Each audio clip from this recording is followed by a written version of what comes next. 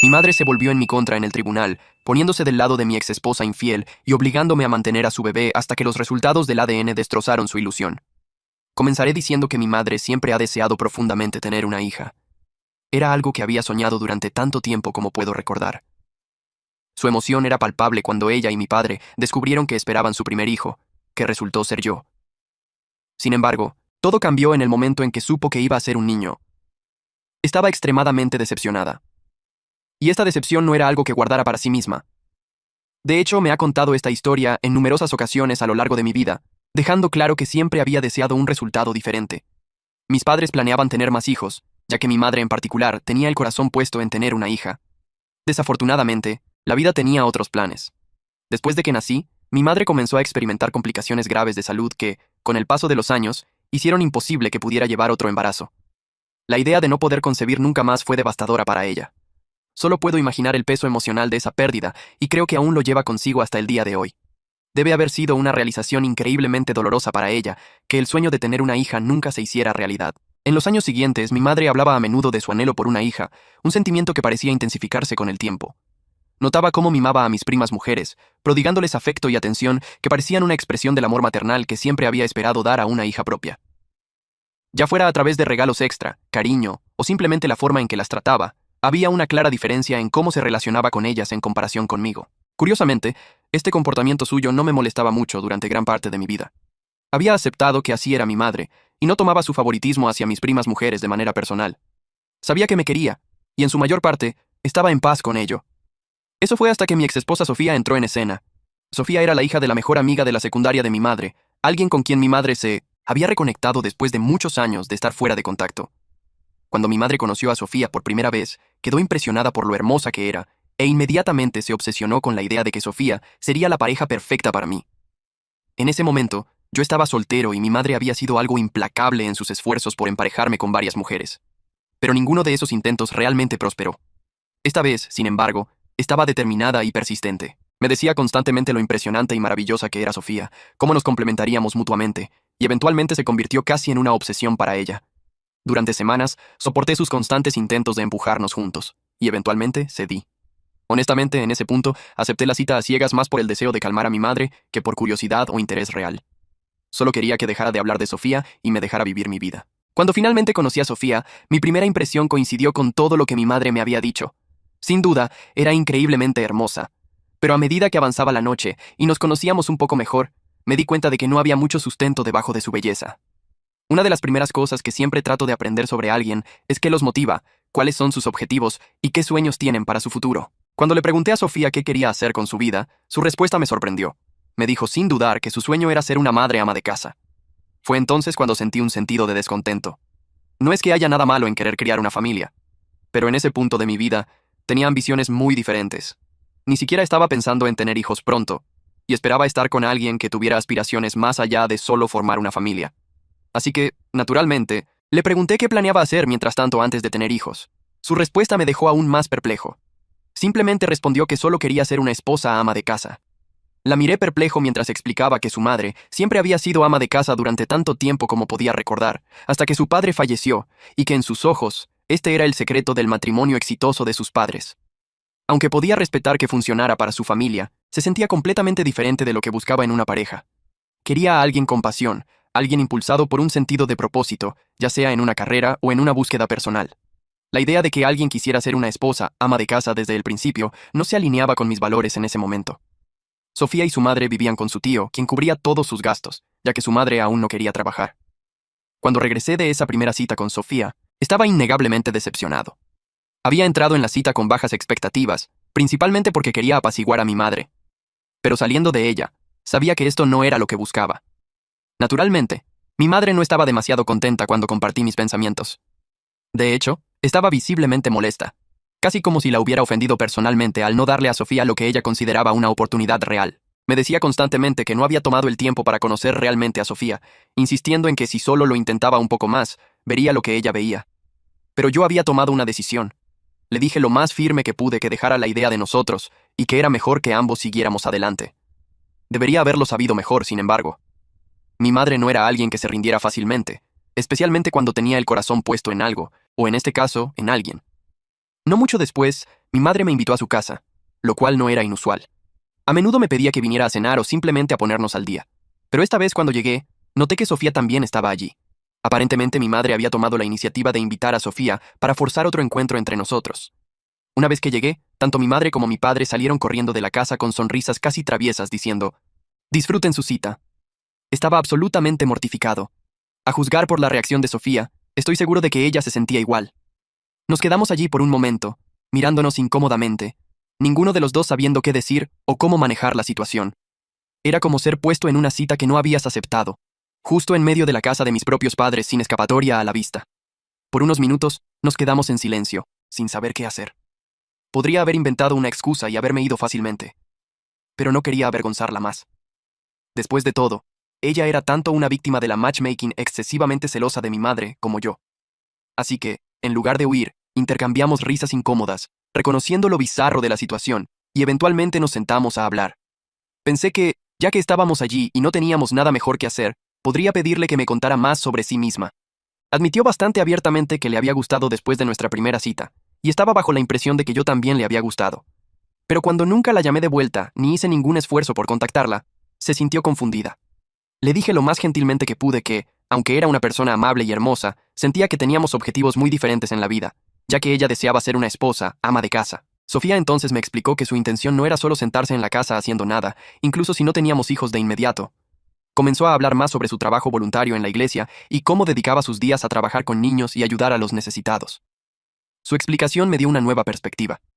Comencé a ver otro lado de Sofía, uno que no había apreciado completamente antes. Me di cuenta de que en su núcleo, Sofía parecía ser una persona genuinamente cálida y amable, o al menos así se presentó a mí inicialmente. Aunque no estaba exactamente impulsada por ambiciones profesionales o metas personales elevadas, parecía haber encontrado su propósito en cuidar de los demás. Y ese nivel de generosidad de espíritu es raro. Así que, a pesar de las reservas que tenía y las dudas persistentes sobre nuestra compatibilidad, decidí dar un salto y pedirle otra cita. Sofía y yo terminamos saliendo durante aproximadamente un año antes de decidir dar el siguiente paso y comprometernos. También había sido promovido en el trabajo durante este periodo, lo que aumentó significativamente mis ingresos y me dio una sensación de estabilidad. Me sentía financieramente cómodo lo suficiente como para mantener a Sofía una vez que nos casáramos, lo que me dio la confianza para proponerle matrimonio. Sin embargo, el momento de la propuesta no fue enteramente mi decisión sola. Ambas madres, particularmente la mía, habían estado presionándonos sutilmente para casarnos más pronto que tarde. Nos recordaban constantemente que el reloj biológico de Sofía estaba avanzando, aunque ninguno de nosotros tenía planes inmediatos para formar una familia. Pero la presión de ellas era siempre presente, y su insistencia me hizo pensar que casarnos pronto era el siguiente paso natural. Cuando finalmente nos comprometimos, mi madre, fiel a su naturaleza, tomó el control de la planificación de la boda. Insistió en tener una ceremonia grandiosa, sin escatimar gastos, y se ofreció a pagar todo el evento ella misma. Mi madre estaba determinada a hacer realidad la boda soñada de Sofía como si fuera la boda de su propia hija, un gesto que era tanto generoso como algo abrumador. Desde el lugar hasta las flores y la lista de invitados, ningún detalle era demasiado pequeño para que ella se obsesionara. La ceremonia terminó siendo increíblemente lujosa, mucho más grandiosa de lo que había anticipado, pero ver lo feliz que estaba Sofía hizo que todo valiera la pena. Después de la boda y la luna de miel, rápidamente retomé mi rutina en el trabajo, sumergiéndome de nuevo en mi empleo, que era más exigente que nunca debido a mi reciente promoción. Mientras tanto, Sofía se mudó a mi casa, y tal como habíamos discutido antes, comenzó a abrazar completamente su rol como esposa ama de casa. Sin embargo, no era ociosa. Fiel a su palabra, continuó su trabajo voluntario en una iglesia en mi localidad, algo de lo que siempre había sido apasionada. Sin embargo, no pasó mucho tiempo después de que nos instaláramos en la vida matrimonial para que comenzara a notar algunas cosas sobre la rutina de Sofía que parecían extrañas. Dado que nunca habíamos vivido juntos antes, estaba aprendiendo todos estos pequeños detalles sobre sus hábitos diarios que no había conocido cuando salíamos. Una cosa que realmente destacaba era cómo regularmente insistía en que le enviara dinero a su madre cada mes. Argumentaba que teníamos más que suficiente y que, como un buen yerno, era mi deber ayudar a mantener a su mamá. Lo encontré extraño, especialmente porque esto nunca se mencionó antes de nuestro matrimonio. Siempre asumí que su tío se encargaba de las necesidades de su madre, pero ahora, de la nada, se esperaba que yo contribuyera financieramente. En segundo lugar, Sofía a menudo salía y regresaba a casa realmente tarde por la noche. Esperaba que, como esposa ama de casa, estuviera en casa más a menudo manejando cosas del hogar como cocinar y limpiar durante el día. Pero en cambio, siempre parecía apurada cuando regresaba del trabajo y comenzaba frenéticamente a cocinar la cena tarde en la noche. Cada vez que preguntaba por qué llegaba tan tarde, me contaba cómo estaba ayudando a alguien, ya sea a una persona sin hogar que había encontrado o a un niño de la comunidad que necesitaba orientación. No quería desanimarla de hacer lo que sentía significativo, pero al mismo tiempo pensaba que al menos había un entendimiento de que, como ama de casa, manejaría ciertas responsabilidades del hogar. Esto no estaba sucediendo. Nuestras comidas a menudo eran tardías. Preparaba algo a última hora. La lavandería nunca se hacía a tiempo, y la casa rara vez estaba limpia como pensaba que debería estar. Intenté no hacer un gran problema al principio, pero con el tiempo no pude evitar sentirme frustrado. Comencé a mencionárselo, teniendo varias conversaciones tranquilas sobre cómo podría equilibrar su trabajo voluntario y sus responsabilidades en casa.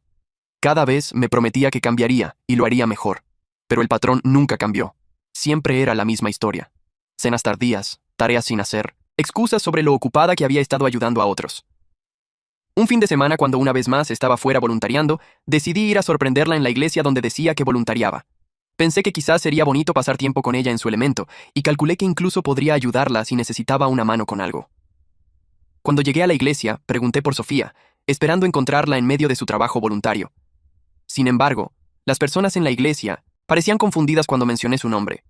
Y después de preguntar a varias personas, quedó claro que mi esposa nunca había voluntariado allí. De hecho, nadie sabía quién era. Sentí un nudo en el estómago. Mientras procesaba esto, durante meses después de nuestro matrimonio, Sofía me había estado diciendo que pasaba sus días en esta iglesia en particular voluntariando. Pero ahora, me decían que ni siquiera había puesto un pie en el lugar. Seguía intentando convencerme de que quizás había cometido un error. Tal vez había entendido mal el nombre de la iglesia, o quizás voluntariaba en otro lugar cercano. Más tarde esa noche, cuando regresó a casa, decidí actuar con naturalidad. Le pregunté casualmente cómo había sido su día, y ella se lanzó a su explicación habitual de lo duro que había trabajado ese día, contándome en detalle sobre todas las personas que había ayudado y las cosas que había logrado. Después de que terminó, le pregunté directamente en qué iglesia había estado voluntariando, solo para ver si me daba la misma respuesta. Efectivamente, repitió el nombre de la iglesia que había visitado antes, la misma donde me habían dicho que no trabajaba. Fue entonces cuando me quedó claro que algo estaba seriamente mal. Sofía me había estado mintiendo, no solo una vez, sino repetidamente sobre dónde pasaba su tiempo. No era solo un simple malentendido. Me había estado engañando deliberadamente, y no podía entender por qué. ¿Qué estaba haciendo realmente todo el día? ¿Por qué me mentía una y otra vez? Algo estaba definitivamente pasando, y estaba determinado a llegar al fondo de esto. Al día siguiente, en lugar de ir al trabajo como de costumbre, estacioné mi auto a unos metros de nuestra casa, lo suficientemente lejos para no ser visto, pero lo suficientemente cerca para vigilar a Sofía. Había tomado una decisión. Iba a seguirla y ver dónde pasaba su día. Quería que me demostrara que estaba equivocado, que se dirigiera a la iglesia como siempre decía, y que toda esta sospecha fuera un malentendido. Incluso me estaba preparando mentalmente para confesarle después, disculpándome por dudar de ella y explicando que había dejado que mi inseguridad sacara lo peor de mí. Pero lo que se desarrolló a continuación fue algo para lo que nunca podría haber estado preparado. Una hora después de que salí de la casa, la vi salir por la puerta principal, pero en lugar de la ropa conservadora habitual que a menudo usaba en la casa o alrededor de mí, estaba vestida completamente diferente con shorts y una camiseta sin mangas, un atuendo que nunca la había visto usar antes. La observé mientras entraba al auto, y en lugar de conducir en la dirección de la iglesia como esperaba, se fue en la dirección opuesta. Mi corazón comenzó a latir con fuerza. La seguí, manteniéndome a unos autos atrás para evitar sospechas. Me seguía diciendo a mí mismo que tenía que haber una explicación lógica. Tal vez estaba haciendo un mandado. Tal vez se reunía con alguien más de la iglesia. Tal vez. Eventualmente entró en un barrio tranquilo y estacionó frente a una casa que no reconocí. No era la casa de su madre, y no pertenecía a ninguno de sus primos, hasta donde sabía. Vi a un hombre salir de la casa para saludarla. Mi corazón se hundió mientras los veía abrazarse, y luego, para mi total shock, se besaron en la entrada. Se abrazaron, con los brazos envueltos el uno alrededor del otro como si fuera lo más natural del mundo para ellos. No podía respirar. Era como ver un accidente automovilístico en cámara lenta, excepto que yo era el que se estrellaba, y no había nada que pudiera hacer para detenerlo. Mis manos se apretaron alrededor del volante mientras intentaba procesar lo que acababa de ver. Sofía y el hombre luego entraron a la casa, con los brazos envueltos el uno alrededor del otro, como si esto fuera algo que hubieran hecho 100 veces antes. Me sentí enfermo. Una cosa me parecía clara. Esto no era solo un romance casual o un error de una sola vez. La forma en que interactuaban, la comodidad entre ellos, estaba claro que esto era un asunto de larga data. Mi corazón se sentía como si lo hubieran arrancado de mi pecho. Todas las dudas, los horarios extraños, las excusas raras, todo comenzaba a tener sentido ahora. Había estado viviendo una doble vida, mintiéndome sobre dónde pasaba su tiempo mientras continuaba este asunto justo bajo mis narices. Mi primer instinto fue llamar a mi madre. Quería desahogarme, contarle todo, oír su voz y obtener algún tipo de consuelo. Pero sabía que si se lo contaba, sin duda llamaría a Sofía inmediatamente, ya sea por ira o shock, y eso alertaría a Sofía. No quería que Sofía supiera que lo había descubierto. Al menos no aún. Necesitaba pruebas. Necesitaba evidencia concreta de su asunto para que, cuando inevitablemente llegara el momento de confrontarla, tuviera todo lo que necesitaba para terminar este matrimonio. Tenía que ser inteligente. Durante las 2 semanas siguientes a ese descubrimiento impactante, canalicé toda mi energía en recopilar la evidencia que necesitaba para, finalmente, confrontar a Sofía e iniciar el divorcio. Durante este tiempo, me reuní con un abogado para asegurarme de que mis activos estuvieran protegidos lo más posible cuando el divorcio se llevara a cabo. Sabía que Sofía y yo no teníamos un acuerdo prenupcial y quería asegurarme de que las consecuencias de esta traición no me dejaran en ruina financiera. La noche en que finalmente confronté a Sofía se sintió surrealista. La senté con calma, le dije que sabía sobre su asunto. Parecía shocked al principio e incluso intentó negar lo que decía, pero había venido preparado para esto.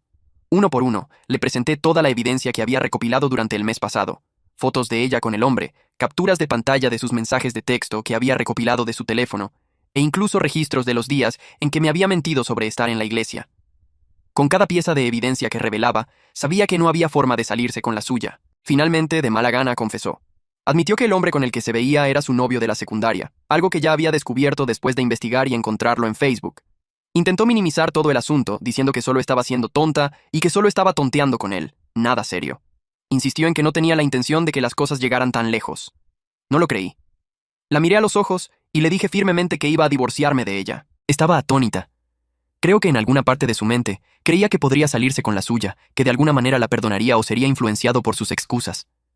Pero cuando se dio cuenta de que hablaba en serio, intentó luchar.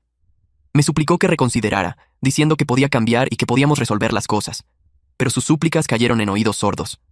Sabía que si me quedaba, nunca podría confiar en ella de nuevo. Le dije con calma que empacara sus maletas y se fuera. Para asegurarme de que no hubiera confusión o intentos de manipular la situación con nuestras familias, creé un chat grupal con mis padres y la madre de Sofía. En el chat, lo expuse todo claramente.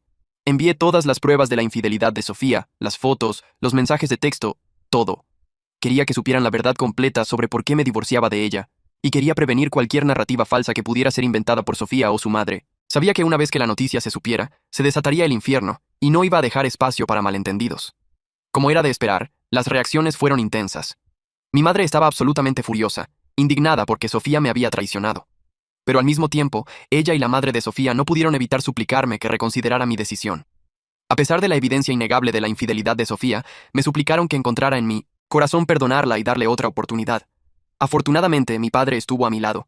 Me tranquilizó diciéndome que estaba tomando la decisión correcta y que nadie debería quedarse con una pareja infiel, sin importar las circunstancias. Me dijo que merecía algo mejor y apoyó mi decisión de seguir adelante con el divorcio. Una semana después de que presenté la demanda de divorcio, Sofía y su madre aparecieron en mi casa inesperadamente. Sofía me reveló que estaba embarazada de mi hijo. Mi reacción inmediata fue incredulidad. Rechacé rotundamente aceptar que era el padre dada su infidelidad. La madre de Sofía me atacó, acusándome de arruinar la vida de su hija al no aceptar responsabilidad por el bebé y divorciarme de Sofía tan repentinamente. Lo hizo parecer como si yo fuera el cruel.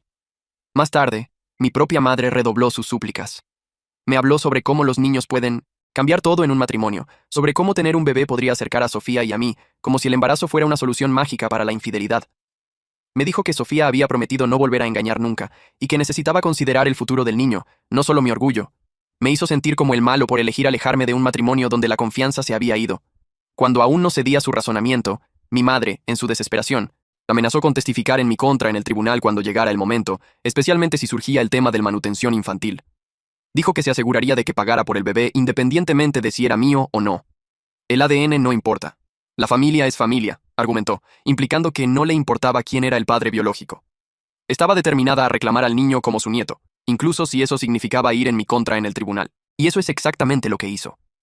Fiel a su palabra, mi madre testificó en mi contra durante los procedimientos de divorcio, lo cual fue una de las traiciones más dolorosas que he experimentado. Mi abogado y yo luchamos duro para asegurarnos de que el tribunal entendiera que Sofía había sido infiel y que había una posibilidad muy real de que el niño no fuera mío. Pero mi madre y la madre de Sofía testificaron que el asunto de Sofía no era nada sexual, minimizando su infidelidad como si hubiera sido un error inocente. Incluso argumentaron que porque Sofía y yo habíamos sido íntimos solo semanas antes de nuestra separación, justo alrededor del tiempo en que descubrí su asunto, el bebé debía ser mío. Afortunadamente, al final, el juez dictaminó que no podían tomar ninguna decisión final respecto al manutención infantil o la paternidad hasta después de que naciera el bebé, y que se necesitaba realizar una prueba de paternidad adecuada. Solo entonces se determinaría si era o no el padre biológico. Me sentí aliviado. Se sintió como una pequeña victoria en lo que había sido un proceso agotador y doloroso. Al menos ahora no me obligarían a mantener a un niño que podría no ser mío sin pruebas sólidas. Pero mi madre, Sofía y su madre estaban furiosas con el resultado. Mi madre más tarde se acercó a mí y me dijo cómo deseaba que no fuera su hijo y que si realmente era un hombre, entonces debería subirme los pantalones y aceptar al hijo de Sofía como mío, independientemente de lo que pruebe la prueba de paternidad. Durante los últimos meses, mi madre ha estado hablando mal de mí con todos en nuestra familia, pintándome como el villano que destruyó mi matrimonio, por lo que insistía era solo un error de una sola vez de Sofía. No importaba cuántas pruebas presentara o cuántos argumentos lógicos hiciera, mi madre se aferraba a su narrativa, culpándome por todo lo que había salido mal. Así que, puedes imaginar mi satisfacción cuando finalmente llegó el día de los resultados de la prueba de paternidad. Sofía dio a luz a una niña esta semana, y rápidamente hicimos la prueba. Resultó que el bebé no me pertenecía como esperaba. Cuando compartí los resultados con Sofía, se derrumbó en lágrimas, suplicándome que aceptara al niño. Argumentó que sus amigos y familia la rechazarían a ella y a su hija si no asumía la responsabilidad. Sentí una profunda lástima por su situación, pero no cambiaba el hecho de que no era el padre. Lo siento, pero no puedo hacer eso, le dije firmemente. Ya no es mi responsabilidad. Desde entonces, Sofía ha seguido llamándome y dejándome mensajes de voz suplicándome que reconsiderara. Así que, para todos los que preguntan, Sofía argumenta que ya que probablemente no tendré hijos pronto, debería pensar en este bebé como mío, aunque me engañó. También reveló que el tipo con el que tenía el asunto, su amor de la secundaria, se había negado a casarse con ella. De hecho, nunca ha estado listo para asentarse, lo cual es por qué tuvo que casarse conmigo en primer lugar. Está claro que quería usarme como una vaca lechera mientras continuaba su asunto con él. Honestamente, espero que al menos lo lleve a los tribunales por manutención infantil, pero en este punto simplemente ya no me importa. Tomé el consejo de todos y hice una publicación en Facebook para anunciar públicamente que no soy el padre del hijo de Sofía. Estaba cansado de que mi mamá apoyara a Sofía después de la forma en que me había engañado y quería humillarla justo como ella me había hecho durante meses. Bueno, ¿adivinen qué? Después de que hice mi publicación llamando a mi mamá por respaldar a Sofía, me llamó furiosa porque la gente había comenzado a volverse en su contra. Me acusó de traicionarla, lo cual era irónico, ya que ella fue la que realmente me apuñaló por la espalda al testificar en mi contra en el tribunal e intentar obligarme a pagar manutención infantil. Muchos de los amigos y parientes de mi mamá realmente le habían creído al principio, pero ahora con los resultados de la prueba de paternidad, está claro que mi mamá estaba equivocada sobre Sofía. La gente la está llamando en los comentarios de mi publicación, así como en persona, diciéndole que necesita ser una mejor madre para mí y cómo yo soy la verdadera víctima en esta situación. Después de que mi madre llamó para gritarme, ella y mi papá terminaron teniendo una gran pelea. Él estaba harto de que ella me acosara constantemente y amenazó con dejarla si no abandonaba su idea loca de obligarme a aceptar al hijo de Sofía, aunque no sea mío. Mis padres han decidido separarse este último mes. Esto es porque mi mamá se ha negado a cambiar e incluso ha comenzado a llamarse abuela del bebé de Sofía. Ha estado dándole dinero a Sofía cada mes para el bebé e incluso se ofrece voluntaria para cuidarla. Parece que finalmente está viviendo su sueño de tener una hija perdida hace mucho tiempo, justo como siempre había querido. Sin embargo, mi papá se ha cansado de esto, ya que siente que esto es borderline inapropiado y no quiere tener nada que ver con Sofía o su hijo. Esto ha resultado en múltiples peleas donde mi madre se ha negado a asumir responsabilidad. Como resultado, mi papá se ha mudado y ha estado quedándose conmigo. Me rompe el corazón que mi mamá esté eligiendo enfocarse en la hija de mi exesposa infiel sobre su propia familia.